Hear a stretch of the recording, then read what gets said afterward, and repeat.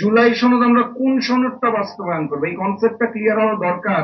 কারণ সংসদে দাঁড়িয়ে বর্তমানের বেঈমান জালিম মুনাফিক বিএনপি বারবার বলে আমরা অক্ষরে অক্ষরে জুলাই সনদ বাস্তবায়ন করব। কোন অক্ষর, কার অক্ষর?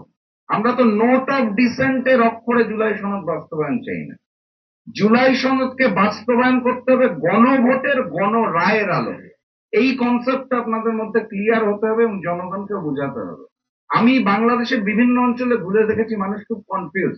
সাধারণ জনগণ যেটা বলে সেটা হচ্ছে বিএনপি তো বলেছে অক্ষরে অক্ষরে জুলাই সনদ বাস্তবায়ন করবে। আপনারা 11 দল রাস্তায় এসে বলেন যে বিএনপি কে বলছি অক্ষরে অক্ষরে বাস্তবায়ন করতে হবে। ও তো বলে করবো, আপনারা বলেন করতে হবে। পার্থক্যটা কি? পার্থক্যটা হচ্ছে বিএনপি যেটা বাস্তবায়ন করতে চায় সেটা হচ্ছে জুলাই সনদ, যেটা তারা স্বাক্ষর করেছিল নোট অফ ডিসেন্ট সহ।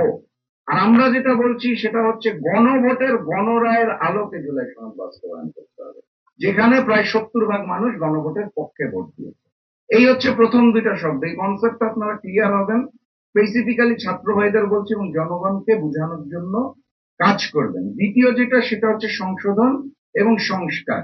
বিএনপি যেটা করতে চায় সেটা হচ্ছে তারা সংশোধন করতে চায়। সংশোধন মানে কি?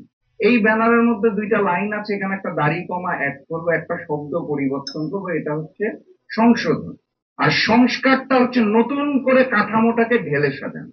আমাদের করার কথা ছিল সংস্কার। আপনাদের মনে থাকার কথা, অন্তর্বর্তী সরকারের সময় বারবার তিনটা শব্দ উচ্চারণ হতো, একটা হচ্ছে সংস্কার, একটা হচ্ছে বিচার, একটা হচ্ছে নির্বাচন। দুর্ভাগ্যজনক হলেও সত্য, অন্তর্বর্তী সরকার সংস্কারটা করে যেতে পারে নাই, বিচারটাও করে যেতে পারে নাই।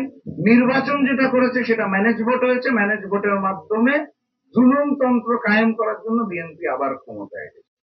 তো যেহেতু অন্তর্বর্তী সরকার তাদের কার্যক্রমগুলো ঠিক মতো করে যেতে পারে নাই, এখন এখানে প্রথম প্রশ্ন হচ্ছে যে সরকারের দায়। জুলাই জাতীয় সনদ ও গণভোট